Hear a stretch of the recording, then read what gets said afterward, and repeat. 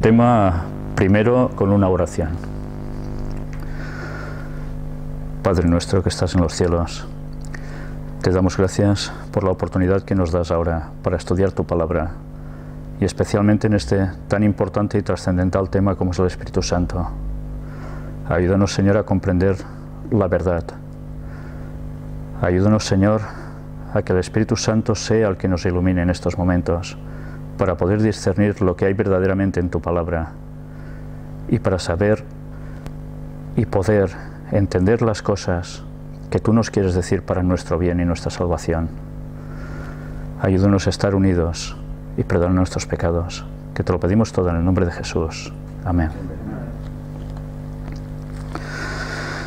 Pues bien, el estudio bíblico de hoy es un estudio bíblico que, como habéis visto ya en el título, se refiere al Espíritu Santo.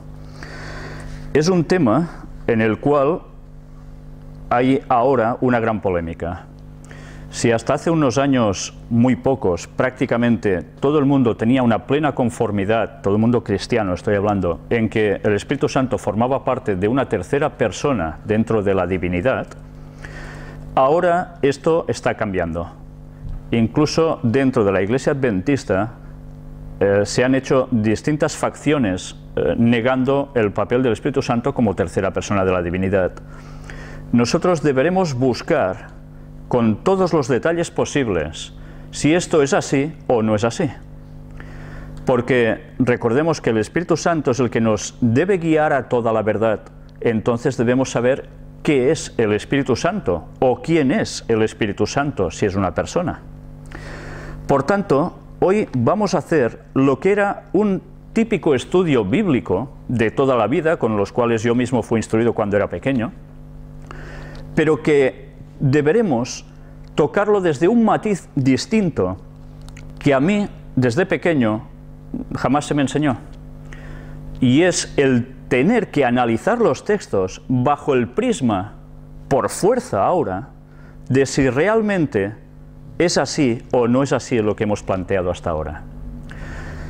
Vamos a empezar con una cita de Ellen White que habla sobre el Espíritu Santo y nos dice: el Espíritu Santo, cuando se posesiona del corazón, transforma la vida.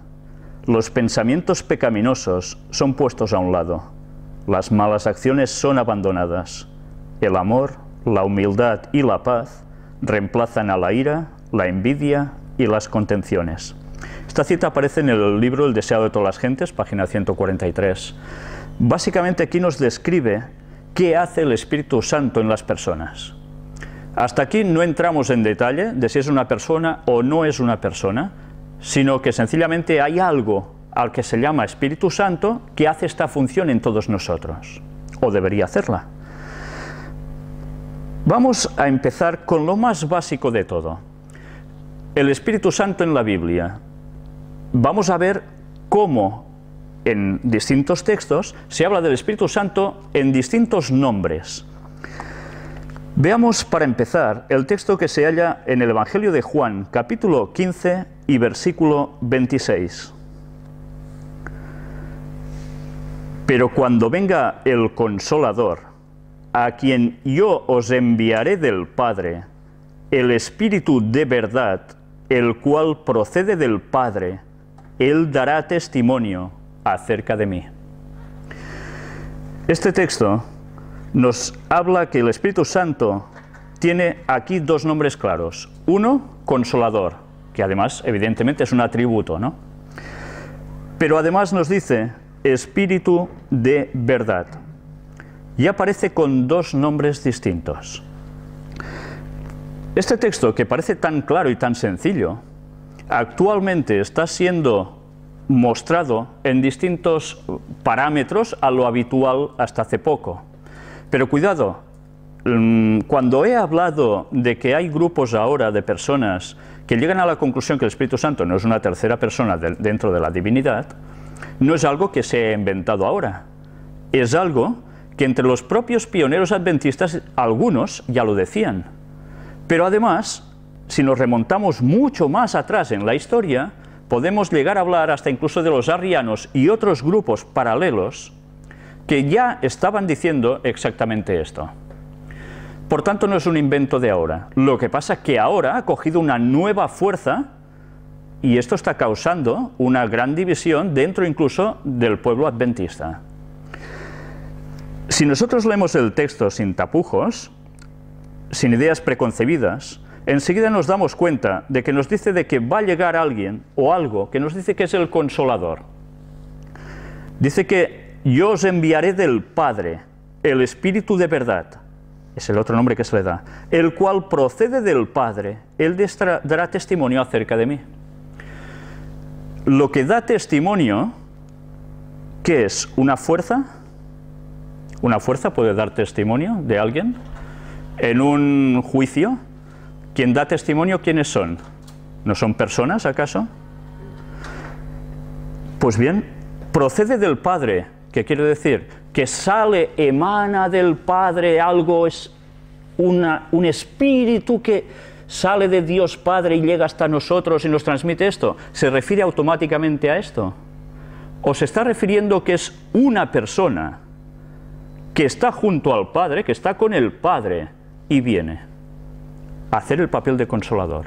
Si nosotros no nos planteáramos ahora, sí, desde un punto de partida previo, no es una persona, o sí es una persona, solo leyendo el texto ya nos daríamos cuenta de que aquí evidentemente nos está hablando de una otra persona. No es lo mismo. No es Jesús ni es Dios Padre. Pero bien, claro que luego automáticamente saldrán personas que empezarán a citar otros textos. Bien, ya iremos viendo todos esos textos. Si os habéis fijado, hoy es la primera parte del tema, es lo básico, pero después seguiremos analizando muchísimos más textos bíblicos y después entraremos también en todas las citas de Ellen White que hablan al respecto.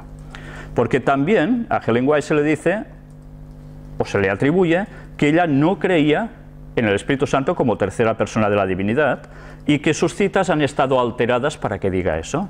Pues bien, también mostraremos todo esto. Y luego deberemos decidir. Pero incluso daremos unos argumentos adicionales que normalmente yo creo que no se han tratado habitualmente para hablar si el Espíritu Santo es una persona o no. Y nada tiene que ver, o muy poco, con argumentos bíblicos ni del espíritu de profecía de Ellen White. Y creo que os van realmente a sorprender. Los que estáis siguiendo las conferencias del Gran Engaño, estáis dándoos cuenta, como es evidente, de esos engaños sutiles de Satanás que entran con una facilidad tremenda y que crean una gran confusión porque se basan en algo cierto para luego torcerlo hacia su lado. Pues vamos a ver algo precisamente del lado oscuro para poder mostrar algo también muy interesante.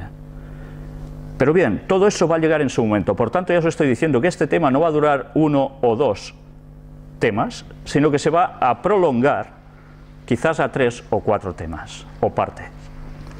Pues bien, dicho esto, vayamos al texto del libro de los Hechos de los Apóstoles, capítulo 1 y versículo 5.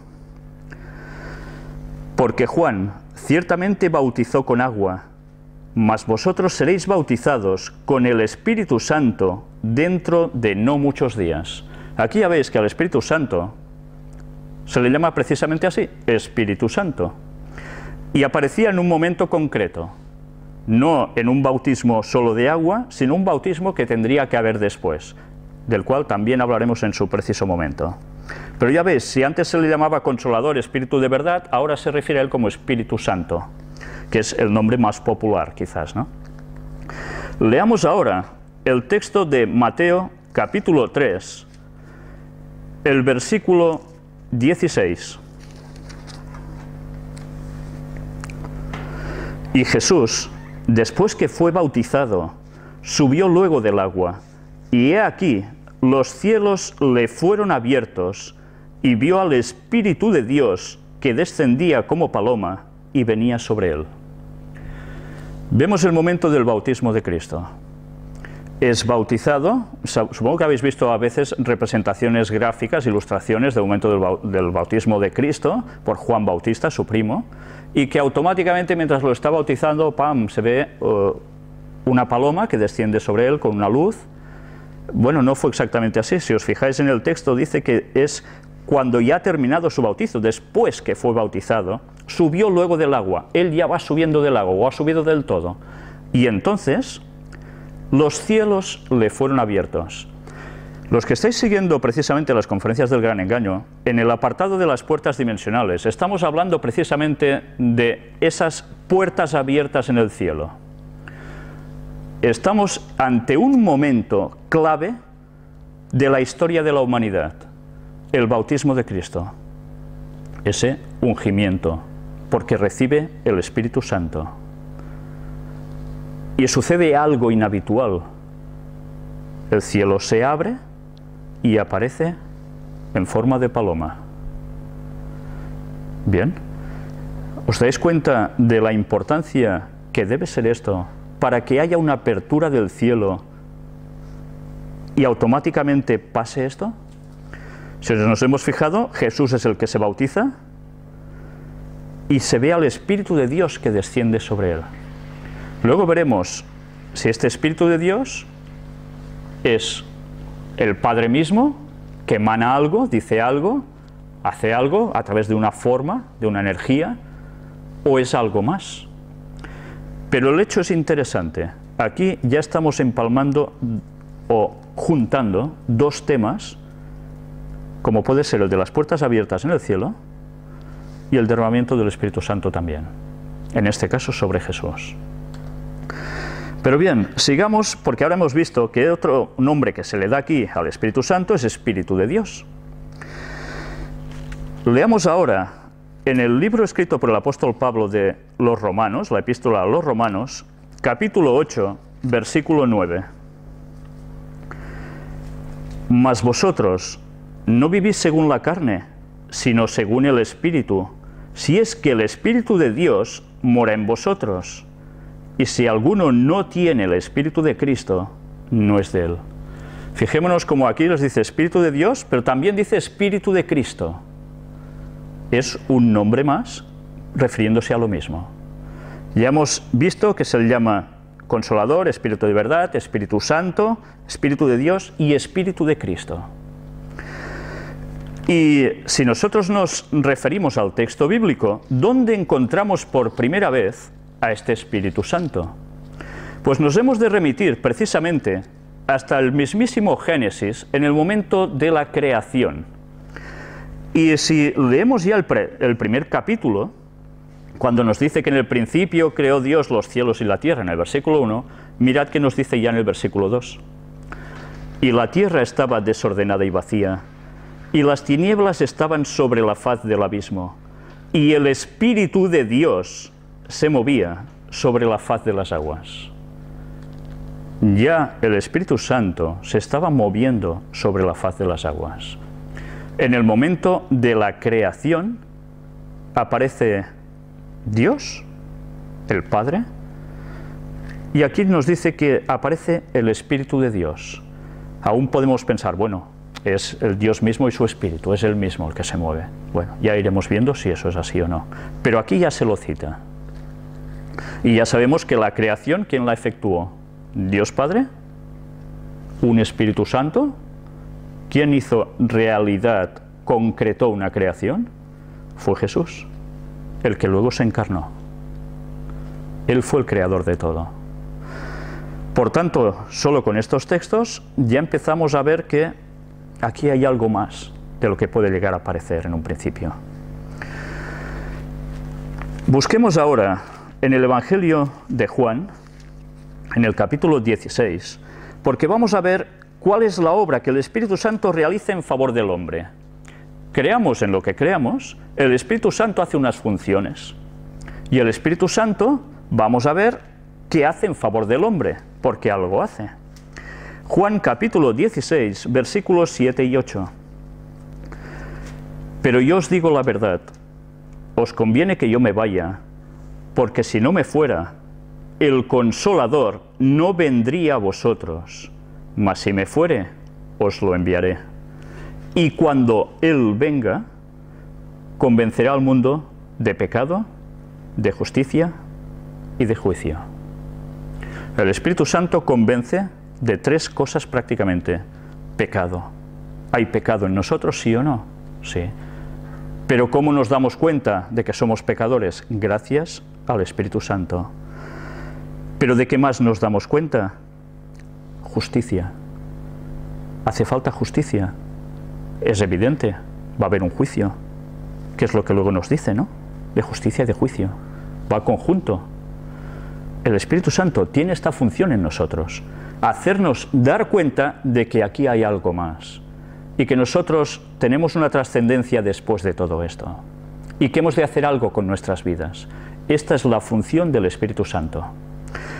También podríamos hacer incidencia, dejando un poco de lado esto, aunque va plenamente unido, a lo que nos dice Jesús, que es necesario que Él se fuera para que viniera ¿quién? El Consolador. Y dice que Él lo enviaría. ¿Cómo? Haciéndole caso a Él. ¿Es entonces Cristo descarnado el que viene? Ya nos damos cuenta que la cosa no cuadra. Él lo enviará, pero Él se va y envía el Consolador. No se envía a sí mismo entonces. Está enviando a alguien distinto, o a algo distinto si queremos creer que es una fuerza. Ya iremos viendo aún más cosas. ¿Cómo podemos saber nosotros o tener evidencias de la recepción del Espíritu Santo en nuestras vidas? En el libro de Ezequiel, capítulo 36, vamos a ver un primer factor, algo bastante claro. Capítulo 36, versículos del 25 al 27. Esparciré sobre vosotros agua limpia, y seréis limpiados de todas vuestras inmundicias, y de todos vuestros ídolos os limpiaré. Os daré corazón nuevo, y pondré espíritu nuevo dentro de vosotros, y quitaré de vuestra carne el corazón de piedra, y os daré un corazón de carne. Y pondré dentro de vosotros mi espíritu, y haré que andéis en mis estatutos, y guardéis mis preceptos, y los pongáis por obra.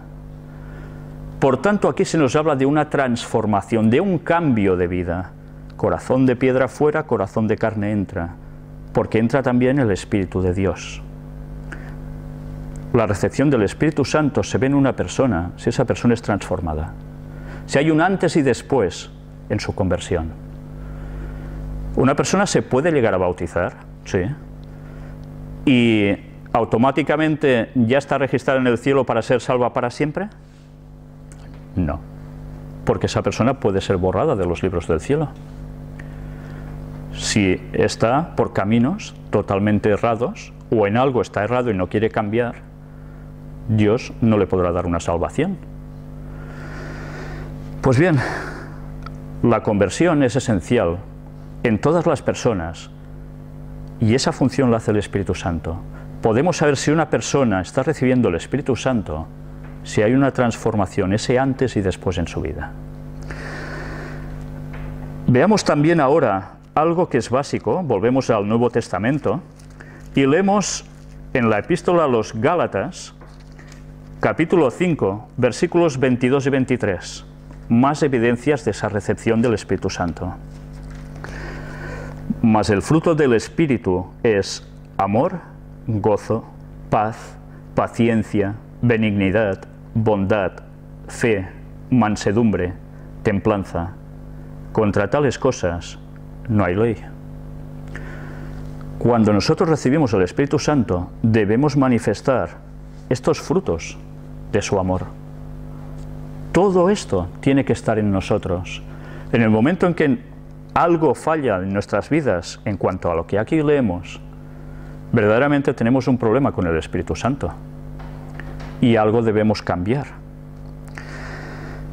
Evidentemente, si nosotros somos así, como aquí se nos describe esa labor que el Espíritu Santo hace en las personas, si somos con estas virtudes, contra tales cosas no hay ley que valga, porque estás andando correctamente con Dios. Vayamos ahora al Evangelio de Lucas, en el capítulo 11, porque automáticamente pensamos, bueno, ¿y qué debemos hacer para recibir el Espíritu Santo? algo hay que hacer o no hay que hacer nada y ya, ¡pam!, y automáticamente lo recibimos. Lucas capítulo 11, versículo 13 nos dice: pues si vosotros siendo malos sabéis dar buenas dádivas a vuestros hijos, cuanto más vuestro Padre Celestial dará el Espíritu Santo a los que se lo pidan. Dios Padre da el Espíritu Santo. ¿A quién? ¿A quién se lo pide? Nosotros debemos darnos cuenta de que necesitamos el Espíritu Santo para andar en conformidad con las cosas de Dios. Por tanto, ¿qué debemos hacer? Debemos pedirlo. Es normal. ¿Qué hacen los hijos con los padres? Les piden las cosas, ¿no? Claro. Pues nosotros debemos hacer lo mismo con nuestro Padre. Pedir. Y Él nos dará el Espíritu Santo. Y leamos un texto también en el libro de los Hechos de los Apóstoles, capítulo 5 y versículo 32. Y nosotros somos testigos suyos de estas cosas, y también el Espíritu Santo, el cual ha dado Dios a los que le obedecen. Aquí nos habla del Espíritu Santo, que es ¿qué? Testigo también. Es testigo como somos, ¿quién? Dice él, nosotros lo somos testigos suyos, hablando de los apóstoles. Por tanto, el Espíritu Santo hace también de testigo. Pero mirad, el cual ha dado Dios a los que le obedecen. Si tú obedeces, ¿tú qué recibes? El Espíritu Santo. Si tú no obedeces, ¿lo vas a recibir el Espíritu Santo? A pesar de todo, recordemos, tengamos presente, de que el Espíritu Santo prácticamente está en todas las personas, porque está aún en este mundo. Y todas las partes buenas que tienen las personas en su carácter, no es porque les salga innato por naturaleza, sino es porque el Espíritu Santo sigue trabajando en las personas para hacer algo bueno dentro de ellas. Lo que pasa es que nosotros podemos hacer que eso vaya más o cortarlo por lo sano. Nosotros debemos pedir el Espíritu Santo y obedecer a Dios, y entonces el Espíritu Santo aumenta en nosotros. Como consecuencia, ¿qué haremos? Pues mejores cosas, es obvio. Ahora vayamos a un libro, el de Romanos, capítulo 8, porque vamos a ver a quién guía el Espíritu Santo. ¿El Espíritu Santo guía a todas las personas? Vamos a ver qué nos dice el texto, porque hemos visto que ayuda a las personas a tener algo bueno. ¿Guía también? ¿A quién? Versículos del 14 al 17. Porque todos los que son guiados por el Espíritu de Dios, estos son hijos de Dios. Por tanto, si te guía el Espíritu Santo, tú eres un hijo de Dios. ¿Y qué más nos dice? Pues no habéis recibido el espíritu de esclavitud para estar otra vez en temor, sino que habéis recibido el espíritu de adopción, por el cual clamamos, Abba, Padre. El Espíritu mismo da testimonio a nuestro espíritu de que somos hijos de Dios. O sea, el Espíritu de Dios, el Espíritu Santo, da testimonio a nuestro espíritu de que somos hijos de Dios. Él nos hace dar cuenta de eso. ¿Y qué más sigue diciendo? Y si hijos, también herederos, herederos de Dios y coherederos con Cristo, si es que padecemos juntamente con Él, para que juntamente con Él seamos glorificados. Si vosotros veis en estos pocos versículos que hemos leído, ¿quién entra aquí en juego? Nos dice Dios, Dios Padre, nos habla de Cristo, pero nos habla también de este Espíritu de Dios que nos transmite algo a nosotros, ¿verdad? Si nosotros cogemos este texto desde la perspectiva de que el Espíritu Santo es una tercera persona, vemos en este texto que hay tres personas.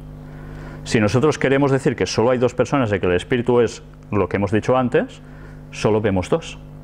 Fijaos lo importante que es conocer bien las cosas, porque dependiendo del filtro que yo me ponga delante, veré que un texto me dice una cosa o creeré que pone otra. Por eso debemos conocer la verdad. Luego hablaremos de conocer la verdad, precisamente. Pero ya vemos que el Espíritu Santo a quien guía, ¿a quién es? A los hijos de Dios. ¿Qué otros beneficios se reciben por conducto del Espíritu Santo? ¿Hay más?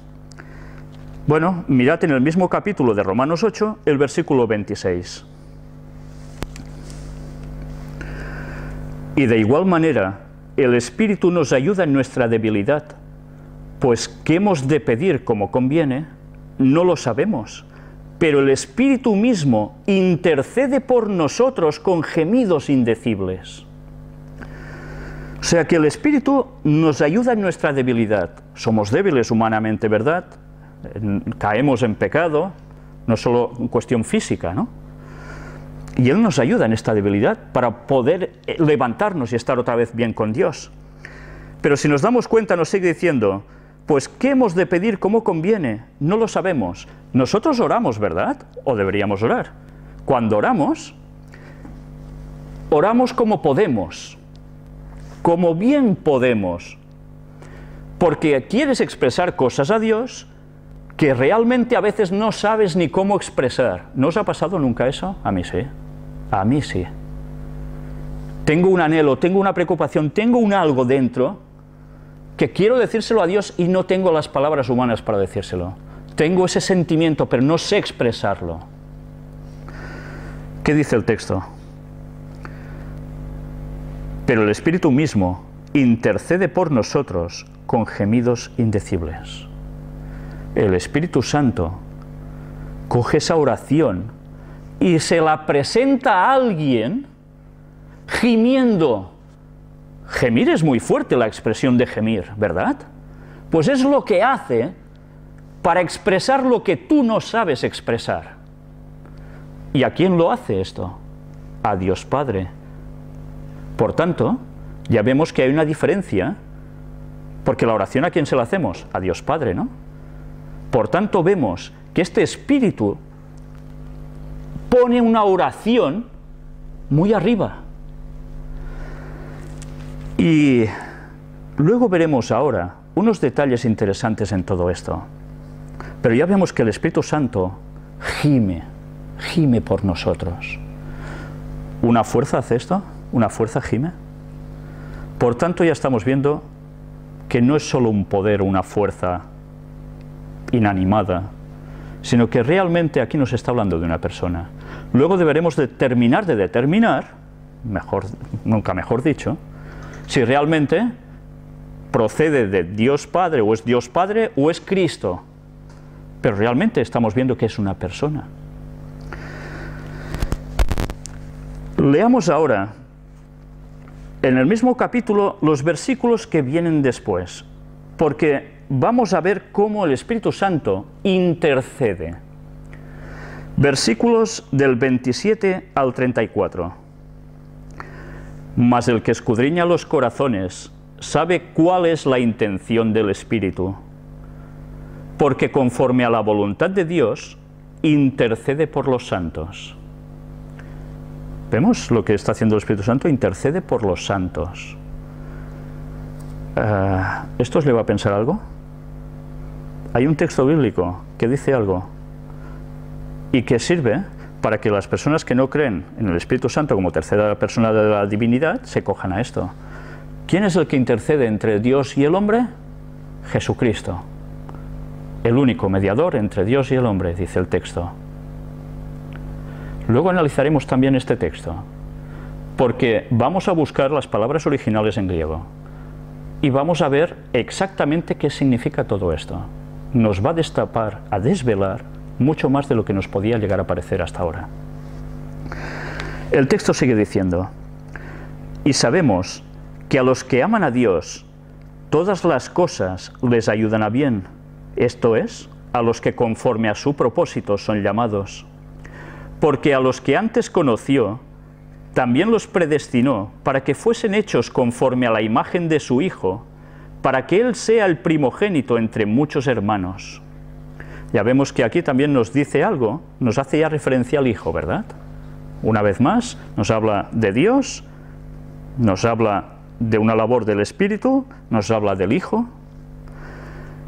Y a los que predestinó, a estos también llamó, y a los que llamó, a estos también justificó, y a los que justificó, a estos también glorificó. ¿Qué pues diremos a esto? Si Dios es por nosotros, ¿quién contra nosotros? El que no escatimó ni a su propio Hijo, sino que lo entregó por todos nosotros, ¿cómo no nos dará también con Él todas las cosas? ¿Quién acusará a los escogidos de Dios? Dios es el que justifica. ¿Quién es el que condenará? Cristo es el que murió, más aún, el que también resucitó, el que además está a la diestra de Dios, el que también intercede por nosotros. El papel de Jesús es de intercesión.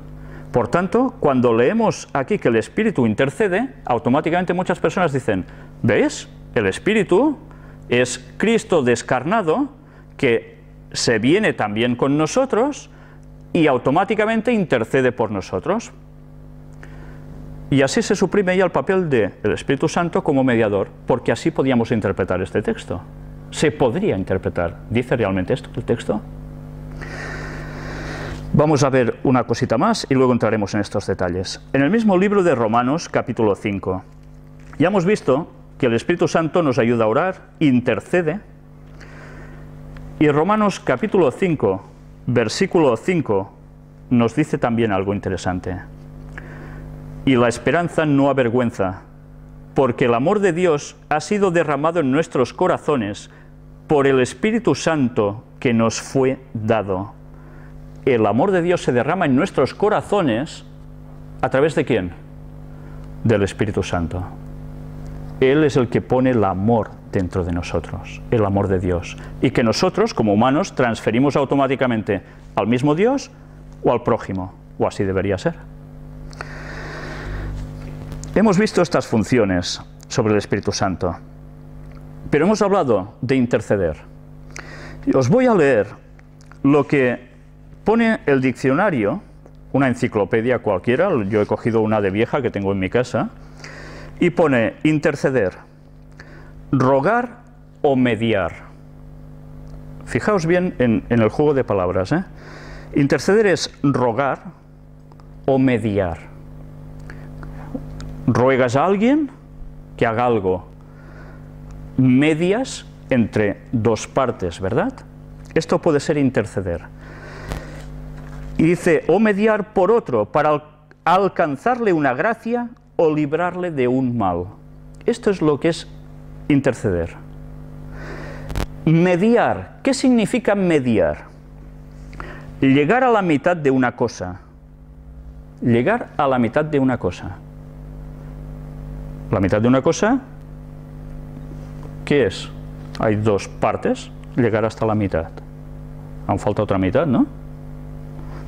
Vamos a ver. También pone interceder, mediar por un amigo. Si nos damos cuenta, el Espíritu Santo intercede por nosotros, ¿a quién? A Jesús. Cuando dice que gime y presenta esa oración nuestra, se la presenta a Jesús. No se la presenta a Dios Padre. ¿Y el Espíritu Santo cómo hace esa función? A través de los ángeles, que son los que cogen nuestras oraciones. Y el Espíritu Santo gime para describir esa oración. Y se la presenta a Jesús. ¿Y Jesús qué hace a su vez? Se la guarda para él. Jesús hace algo. Jesús lo que hace es mediar por nosotros ante Dios Padre.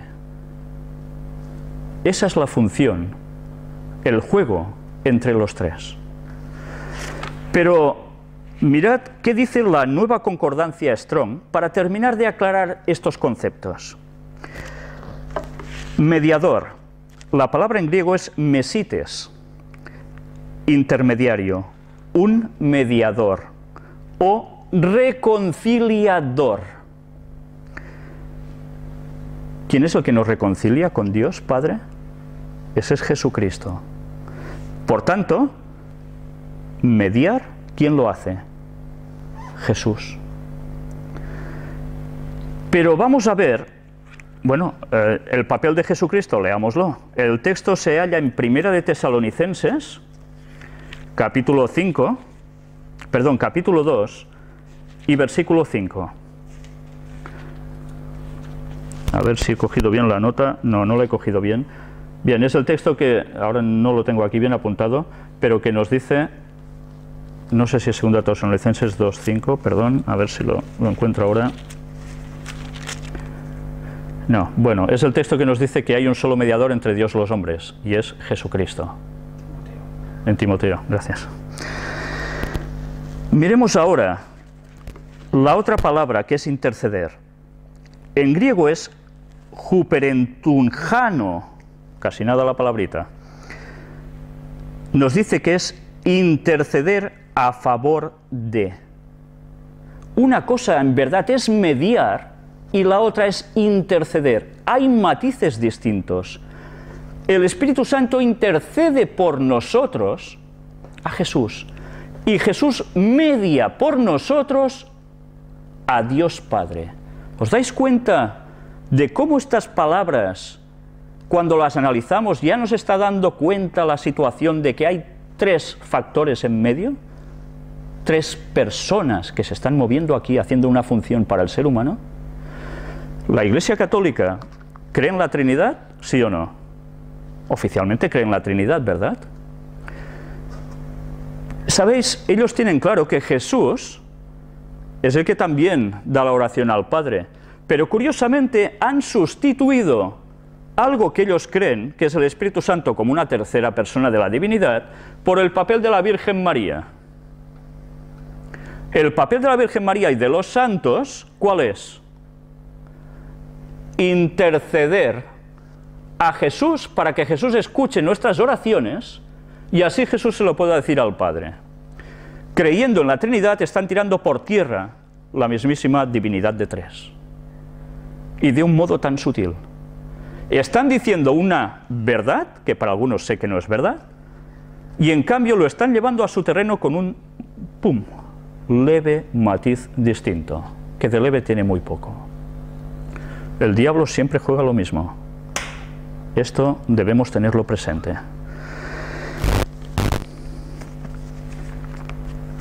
Cuando hemos leído de interceder a favor de, podemos encontrar los textos de Romanos 8, 26, 27 y 34, estos versículos. Por tanto, ya hemos visto, solo cogiendo las palabras griegas, cuál es la función de uno y de otro en este caso.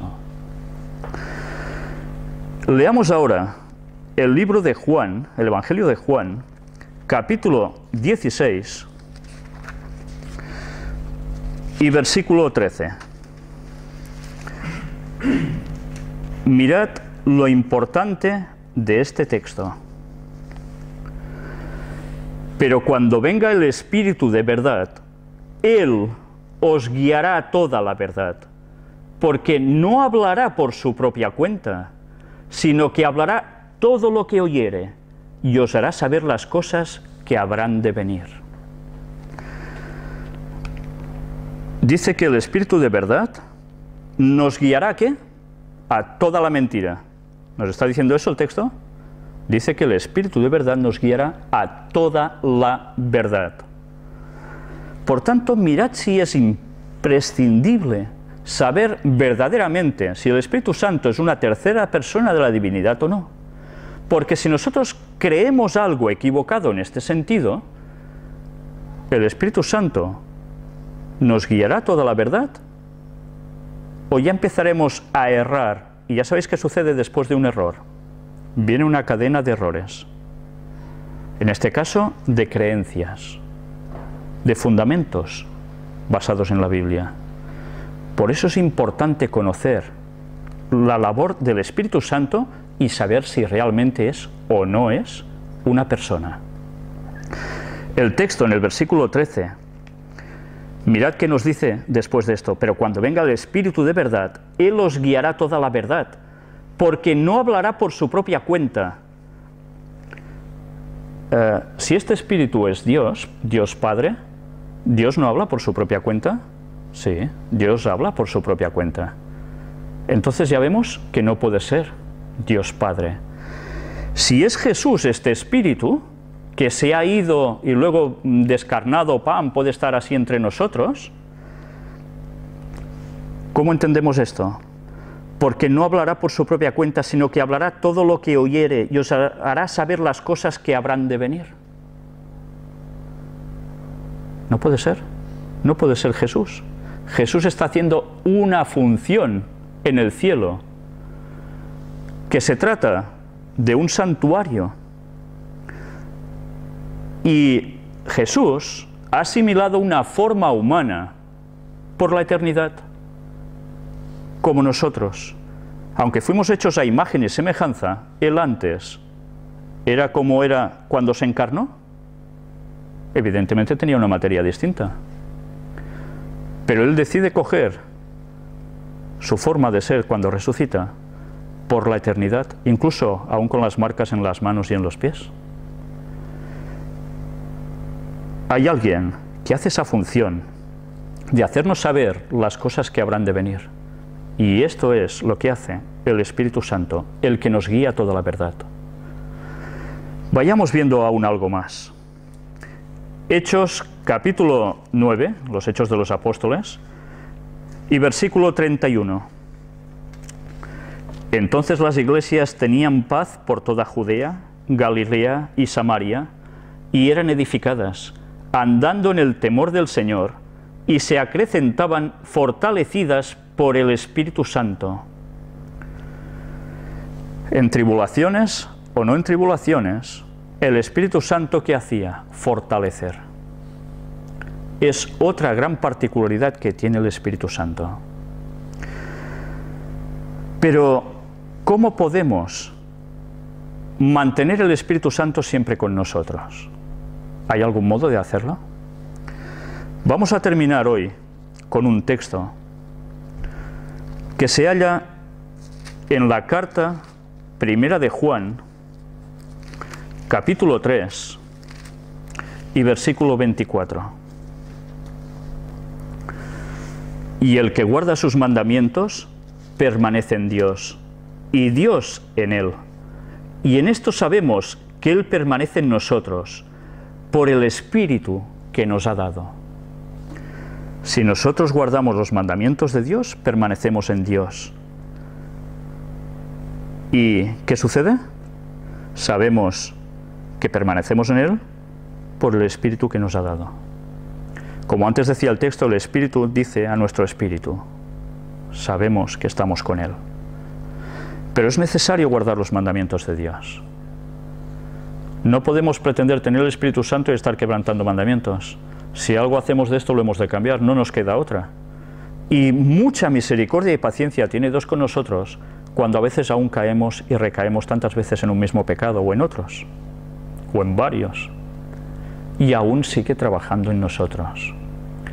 Porque, ¿sabéis? Aunque nosotros seamos así, el Espíritu Santo no se ha ido de nosotros aún. Y aún pensamos, esto lo he hecho bien, no lo he hecho bien, esto lo he hecho mal, me arrepiento. Esta es la función del Espíritu Santo, señal de que aún sigue trabajando en nosotros. Pero cuidado, porque en la parte número 2 del Espíritu Santo de este tema, vamos a hablar de muchas más cosas que hace el Espíritu Santo. Pero cuidado, vamos a ver cómo hay un pecado que es imperdonable. Un pecado imperdonable.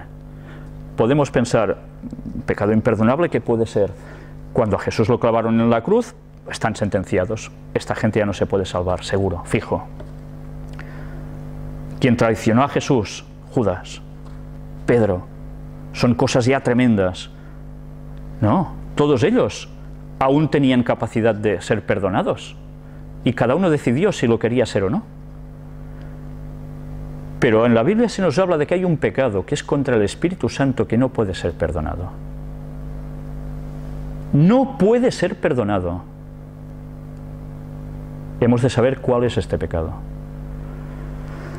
Pero bien, ya os digo que vamos a hablar muchos más textos que nos van a sorprender incluso, y que verdaderamente lo necesitamos. De momento puedo deciros, creamos lo que creamos sobre el Espíritu Santo, necesitamos que este Espíritu Santo actúe en nosotros, porque nos debe transformar. Sin Él no podemos hacer nada. Pues bien, hasta aquí esta primera parte sobre el tema del Espíritu Santo, y que después, cuando terminemos toda esta temática sobre el Espíritu Santo, nos va a llevar directamente a algo que es también el bautismo. Y que vais a ver que tiene un paralelismo y tiene mucho que ver, además, con lo que estamos tratando sobre el Espíritu Santo. Textos que unos rechazan, otros aceptan, textos que pueden ser claves para saber dónde está la verdad y dónde está el error. Hagamos mucha oración y entreguémonos a Dios guardando sus mandamientos y pidámosle su Espíritu, porque solo con su Espíritu andaremos correctamente y sabremos la verdad. Me gustaría terminar este estudio bíblico con una oración.